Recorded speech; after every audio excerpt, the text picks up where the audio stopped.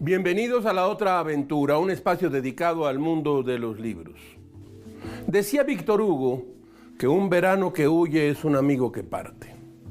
La historia de la humanidad está marcada por las estaciones, esos largos tramos del año que marcan sin reloj la actividad humana desde que los distinguimos.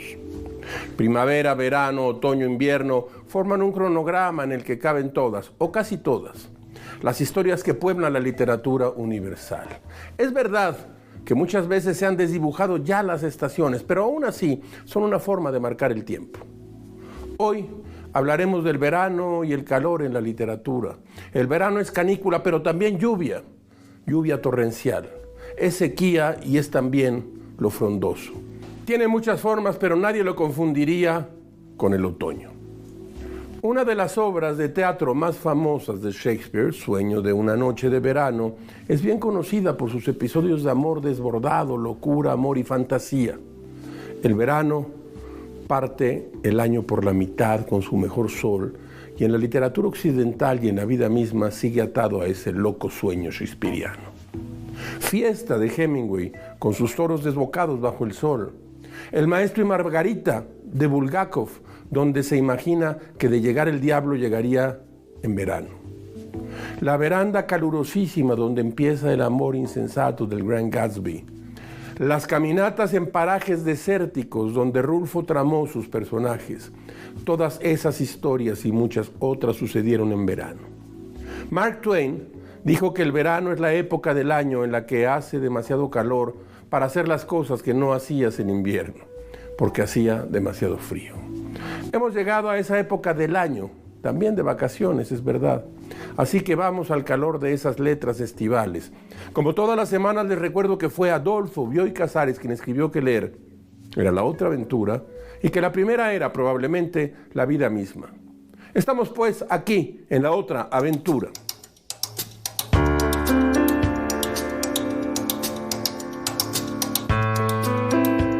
Un relato situado en el calor tiende a ser un relato con muchas tensiones. El calor es un factor en las conductas irascibles. El calor afecta los procesos de pensamiento, empuja al cerebro humano a la impulsividad. Tal vez no exista una relación directa entre ambos factores, pero los países más calurosos parecen ser los países donde ocurre mayor cantidad de crímenes. Eso se dice, no se lo puedo asegurar. Las zonas cálidas suelen ser lugares de menor productividad y trabajo creativo. Quien no se ha visto embrutecido por un inclemente sol de verano, tal es el caso de Mersol, el hombre que simboliza la vida mecánica, el personaje que Albert Camus inventó para su novela El extranjero y que años más tarde Marcello Mastroianni daría cuerpo y rostro bajo la mirada de Luchino Visconti en la película de 1967. Arrastra los pies hacia la tragedia mientras el sol nubla su poco juicio. La historia es conocida. En su primera novela, El extranjero, el escritor francés Albert Camus nos ofrece al señor Mersol, un tipo que parece no sentir pena alguna en aparentar que el mundo le importa muy poco, un bledo. El absurdo del hombre moderno lo personifica Mersol, un fumador empedernido a quien conocemos cuando se entera de la muerte de su madre y vive el acontecimiento como un día más, sin mayor angustia que la que pueda provocar el calor durante el trayecto o las zonas de no fumar en el velatorio. Al principio del relato, tras enterarse de la muerte de su madre anciana, dice: pensé que al cabo era un domingo de menos, que mamá estaba ahora enterrada, que iba a volver a mi trabajo y que después de todo nada había cambiado. El extranjero, una novela publicada en 1942, cobraba especial relevancia en una Europa devastada por la guerra, en la que el individuo había dejado de importar y era moneda de cambio para fines más grandes. La apatía de Mersol era una provocación que apuntaba al absurdo de una sociedad y para remarcarla, Camus recurre al calor sofocante de su natal Argelia. Uno de los antihéroes más famosos de la literatura universal se pasa un trapo húmedo sobre la cabeza. La muerte y la desgracia le son indiferentes, pero no el bochorno que terminará por empujarlo a un crimen absurdo. Hay muchas ediciones del extranjero, yo traigo aquí esta de MC. Es una breve novela. Si usted la encuentra, léala. Hay lecciones fundamentales sobre el compromiso, la vida, la muerte, el verano, el calor.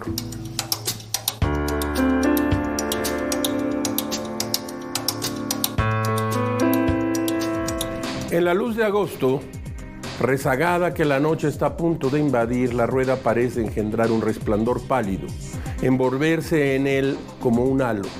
El halo está lleno de rostros, los rostros están moldeados por el sufrimiento. No están moldeados por nada, ni por el horror, ni por el dolor, ni siquiera por el reproche.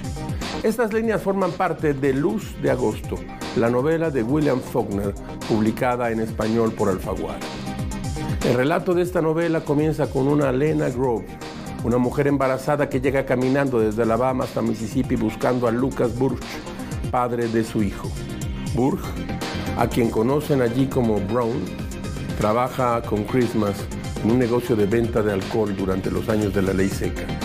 La trama de la novela encuentra su primer punto argumental cuando la casa de la señora Borden, amante del joven Christmas, es encontrada muerta y degollada y su casa es incendiada. Los hechos de esta historia transcurren durante 3 días del mes de agosto, durante algún año de lo que parece ser la década de 1930. Los personajes de este relato viven en Jefferson, un pequeño pueblo ubicado en el condado de Yoknapatawapa, un territorio surgido en la imaginación del universo faulkneriano, dominado por familias de aristócratas decadentes, aferrados a los valores del pasado y a los viejos modos de producción, propietarios de plantaciones de algodón, defensores del honor, de la religión y de un sistema de valores abiertamente racista. El ambiente de la región, caluroso, seco y sofocante en el verano, provoca que la vida se desarrolle en el espacio público donde abundan los rumores y el cotilleo. Las altas temperaturas de Jefferson parecen ser también un catalizador de la neurosis y la violencia de sus personajes. Mire usted, Luz de Agosto es un relato sobre la incomunicación y la intolerancia. Faulkner aprovechó esta novela para explorar algunas de sus inquietudes personales sobre la vida en el sur de Estados Unidos. En el estilo de William Faulkner, el relato de Luz de Agosto es un recorrido circular sobre la identidad y la pertenencia, la familia y la vida pública. Yo tengo aquí, hemos hablado de ellos alguna vez, los cuentos reunidos de William Faulkner, publicados por Alfaguara. Mire usted, lo que hay aquí es extraordinario. A mí, debo decirle, no lo cuente mucho, me gustan mucho más los cuentos de William Faulkner que las novelas de William Faulkner. Pero no lo divulgue. Cuentos completos, William Faulkner. Después de tantas horas de caminar sin encontrar ni una sombra de árbol, ni una semilla de árbol, ni una raíz de nada, se oye el ladrar de los perros. Uno ha creído a veces en medio de este camino sin orillas que nada habría después, que no se podría encontrar nada al otro lado, al final de esta llanura rajada de grietas y de arroyos secos. Pero sí, hay algo.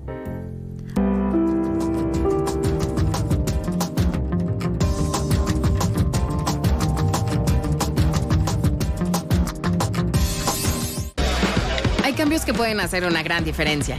¿Quieres encontrar un cajero casi en cada esquina? Cambia tu nómina a BBVA y comunicarte con un asesor desde la app Nómina BBVA. Y recibir tips de ahorro personalizados, BBVA. Si quieres tener todo esto y más, tráete tu nómina.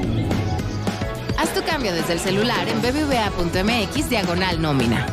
BBVA, 90 años con México.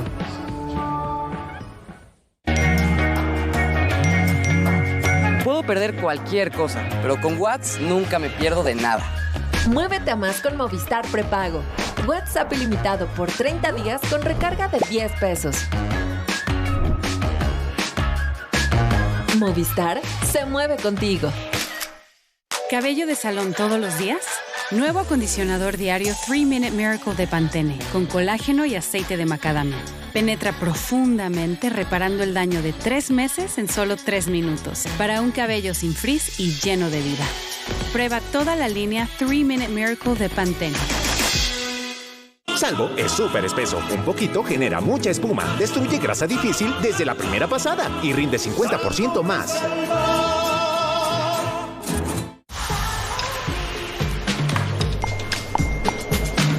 Cuando menos lo esperas y más lo necesitas, puedes activar la frescura de las cápsulas de Downy. Con las cápsulas Ultra Fresh de Downy, explosión de aroma duradero.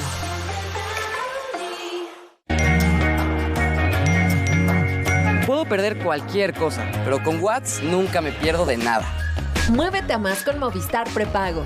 WhatsApp ilimitado por 30 días con recarga de 10 pesos.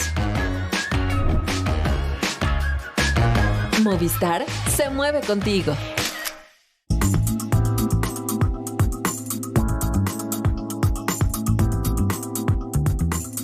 El sur de Estados Unidos, tierra del bando perdedor de la Guerra de Secesión, es escenario de la disputa racial de los relatos y cuentos de autores como Tennessee Williams, Graham Greene o John Ford.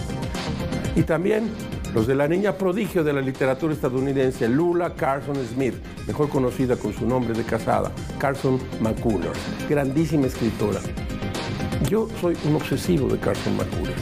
Tras el éxito que significó El corazón es un cazador solitario, publicado cuando tenía apenas 27 años, McCullers dejó sentados lo que serían los temas centrales de su literatura: la soledad, el extrañamiento, la lejanía, el alcohol, la pobreza material y espiritual y el racismo.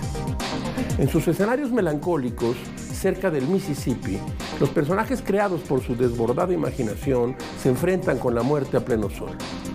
Escuche usted, la muerte es siempre la misma, pero cada hombre muere a su manera.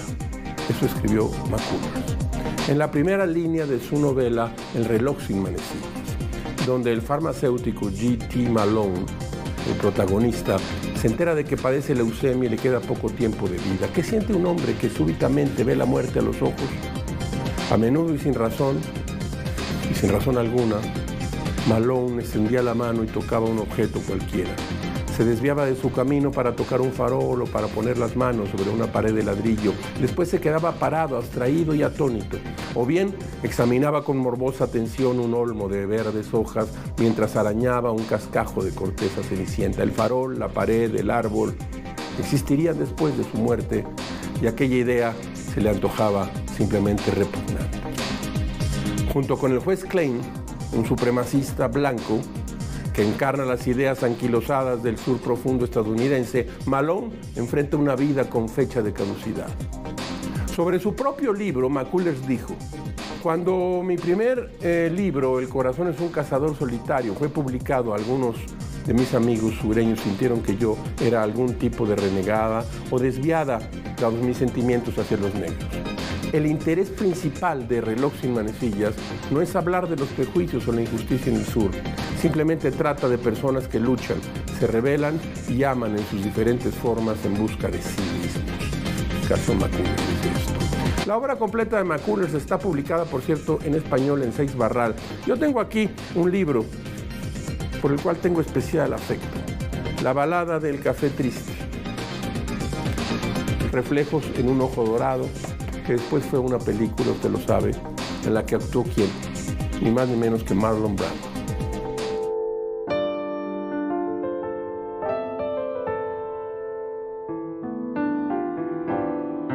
En el verano de 1974, el escritor cubano Reinaldo Arenas se encontraba en la cárcel del Morro. El 26 de julio de aquel año se celebró a lo largo del malecón de La Habana el Carnaval, una fiesta que Fidel Castro había convertido en un homenaje a su figura. En uno de los episodios de su autobiografía titulada Antes que anochezca, Arenas cuenta que en aquel verano el calor en la isla fue intolerable, húmedo y pegajoso. El calor. En aquella prisión, cuyas paredes tenían 1 metro o más de ancho, que no tenía ninguna ventilación y que albergaba a 250 personas, las altas temperaturas se mezclaban con los peores olores humanos y con una nube de mosquitos que se reproducían a una velocidad terrible. Para todos los presos del Morro, salir de ahí, tomar una cerveza y bailar al son de los tambores era un sueño inalcanzable. La mayoría de ellos jamás volverían a ver las calles de La Habana, ni a escuchar la música de sus fiestas, ni a sudar bajo el sol bravío de la isla. La nostalgia provocó en aquel verano que en algunas celdas se organizaran pequeños carnavales con pedazos de madera o de hierro, se improvisaron tambores. Cuenta el escritor cubano que algunos de sus compañeros rumbeaban y cantaban las canciones de Cecilia Valdés, la zarzuela compuesta por Gonzalo Roig, inspirada en la novela homónima de Cirilo Villaverde. Aquella comparsa, cuenta Arenas, duraba hasta la madrugada, cuando los vigilantes irrumpían en la galera y calmaban los ánimos a estacazos, terminando así el festejo. Para agosto de 1974, Arenas llevaba ya varios meses en prisión y no había recibido ninguna notificación sobre su juicio. Algunos de sus compañeros en la galera tenían incluso más de un año sin tener noticias sobre su proceso. Un día, uno de los vigilantes le llamó y le dijo que saliera a la zona donde estaban las rejas. Sin saber cuál era el motivo por el cual le llamaban, Arenas salió. Pronto fue escoltado a un pequeño cuarto donde le esperaba su madre, que había logrado que le autorizaran verlo. Su madre se acercó y le abrazó llorando. En mitad del abrazo le tocó el uniforme que llevaba puesto y le dijo: «Qué tela más gruesa, qué calor debes estar pasando». Aquella frase le conmovió más que cualquier otra exclamación. Arenas y su madre se abrazaron en silencio y lloraron. En ese abrazo, Reinaldo Arenas recordó el día en que fue apresado por segunda ocasión, justo antes del Castillo del Morro. Cuenta que en su paso por las calles de La Habana veía a la gente libre que podía salir y tomarse un helado o ir al cine y ver una película rusa. Sí, una película rusa. En ese momento sintió envidia y mucho calor en el cuerpo. Reinaldo Arenas. Pocos relatos transmiten de tal forma la sensación de calor insoportable como nos han dado la tierra.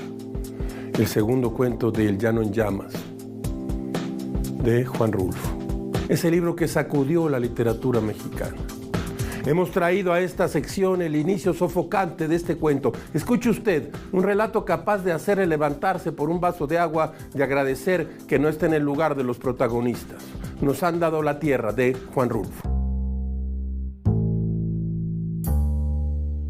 Grandes inicios.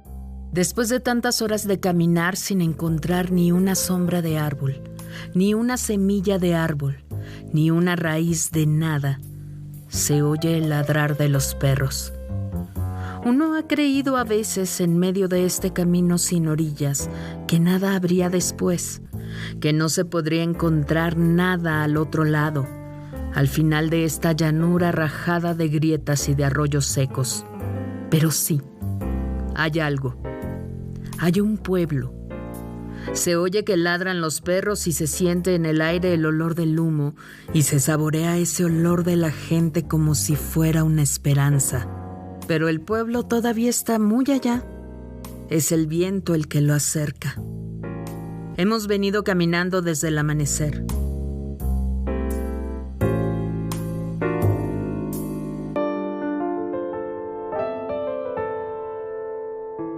Mire usted lo que nos ha llegado del editorial Taurus. Enrique Florescano y Moisés Guzmán Pérez, Historia de la Bandera Mexicana, 1325-1219. Dice así: para distinguir la insignia se acudió a la fuerza del emblema indígena y esa decisión volvió a unir a la nación proyectada hacia el futuro con sus raíces más antiguas. Enrique Florescano y Moisés Guzmán Pérez, Historia de la Bandera Mexicana. De anagrama nos ha llegado de Gianrico Carofiglio, las 3 de la mañana. Esto está basado, porque aquí viene en el cintillo, en una frase magnífica de Francis Scott Fitzgerald que hemos citado aquí. En la verdadera noche oscura del alma son siempre las 3 de la mañana. Y entonces este escritor, nacido en Bari en 1961, le pone a su libro Las 3 de la mañana. Acabo de cumplir 51 años, la edad que entonces tenía mi padre. He pensado que podría ser un buen momento para escribir sobre aquellos días y sus noches. Ya lo empecé, le empecé a hincar el diente y está muy, muy bueno. Y bueno, el libro de la temporada probablemente, Juan Gabriel Vázquez, Volver a la vista atrás. El escritor colombiano que novela tras novela se ha hecho de un lugar en las letras colombianas y un puesto fundamental entre los críticos de Latinoamérica. En octubre del 2010, el director de cine colombiano Sergio Cabrera asiste en Barcelona a una retrospectiva de sus películas. Es un momento difícil. Su padre, Fausto Cabrera, acaba de morir. Su matrimonio está en crisis y su país ha rechazado unos acuerdos de paz que le habrían permitido terminar con más de 50 años de guerra. Una novela de muy buen tamaño de Juan Gabriel Vázquez, publicada por Alfaguara. De la mesa de novedades.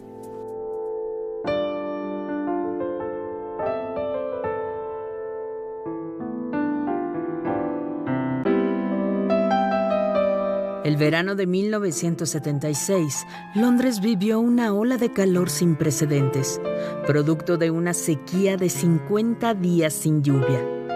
Fue tal la emergencia que produjo la sequía que fue aprobada una ley de emergencia en la cual se prohibía el uso del agua para algo más que para el aseo personal y de la ropa.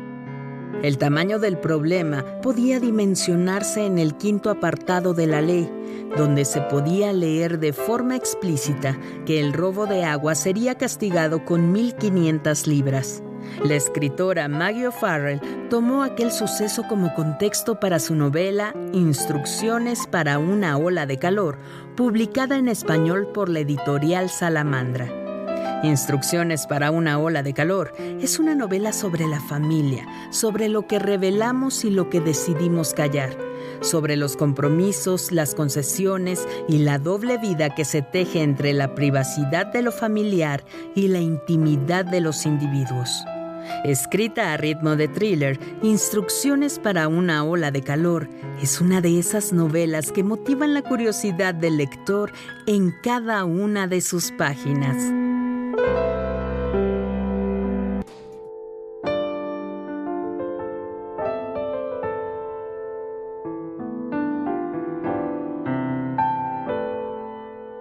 Ya es un lugar común decir que Juan Rulfo transformó completamente el fondo y la forma y la estructura de la novela moderna hispanoamericana, así como usted lo oye, pero no deja de ser una verdad gigantesca. En los parajes mexicanos que escribió Rulfo, un calor seco e insoportable funciona como el decorado infernal para sus miserables pobladores. En sus relatos fantasmales, Rulfo confunde el calor con el polvo. Es cierto, Dorotea, me mataron los murmullos. Se puede leer en su legendaria novela Pedro Páramo, que es, además de la novela mexicana por excelencia, una novela de polvo, sol y fantasmas. En un poco más de 150 páginas, Rulfo creó un universo donde el viento rastrero y rumores entre difuntos es lo único que escucha Juan Preciado, el protagonista. El ya muy conocido inicio de esta novela anticipa la genialidad del relato entero. Vine a Comala porque me dijeron que acá vivía mi padre, un tal Pedro Páramo.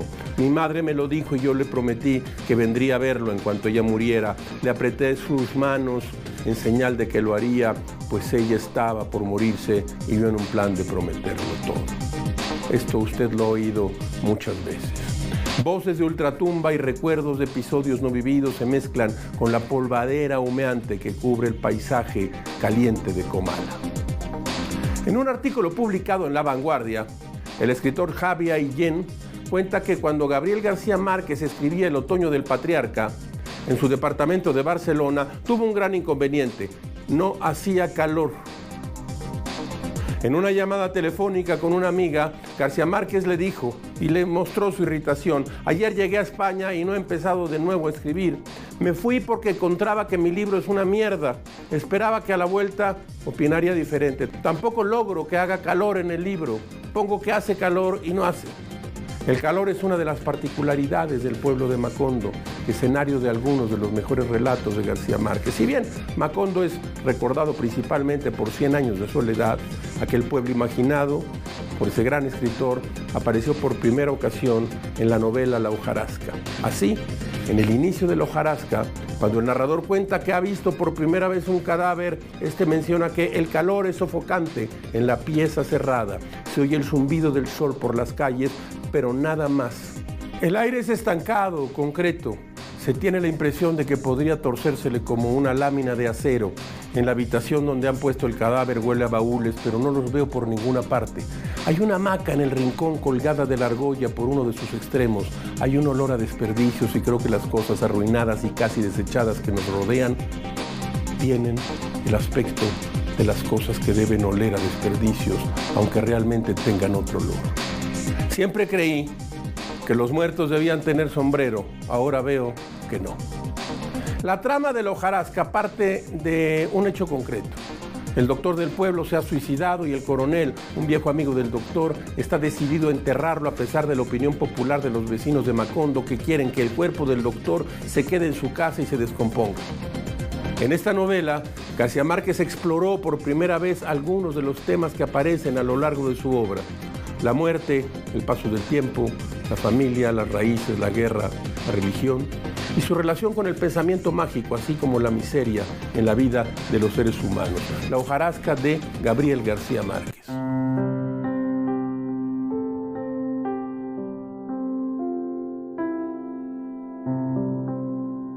Déjeme que le lea un poema. Para mí hay un descubrimiento ya de hace algunos años. Joan Margarit, Todos los poemas, 1975-2017, publicado en Austral, desde Restos de aquel naufragio hasta Un asombro de invierno, que son los libros de Joan Margarit. Escuche usted esto. Parecía imposible tanta felicidad. Una pareja joven que inauguraba el día recorriendo la Rambla con la esperanza, casi la certeza, de que para nosotros no iba a existir final. Aquella reluciente mañana, el desayuno fue tan maravilloso, pero no calmó el hambre, tampoco la comida ni la cena. De noche nos acostábamos juntos. El hambre continuaba. La sentí con nosotros mientras tú ya dormías, con la luz de la luna en los mudos cristales. No es posible engañar a una vieja ciudad. Nada resultó fácil, ni ganarnos la vida, ni sentir el cercano calor de un joven cuerpo, ni cumplir las promesas, ni el amor, ni el engaño. Joan Margarit.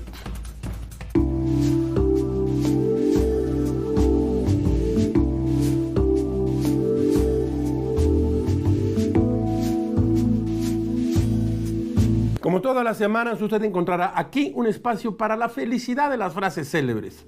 Escuche esta. En las profundidades del invierno, aprendí que en mi interior habitaba un verano invencible. Albert Camus. Hemos llegado al final de esta emisión y de esta aventura. Soy Rafael Pérez Gay y los espero aquí la próxima semana. Abres una puerta y detrás de ella aparece un mundo. Eso es un libro.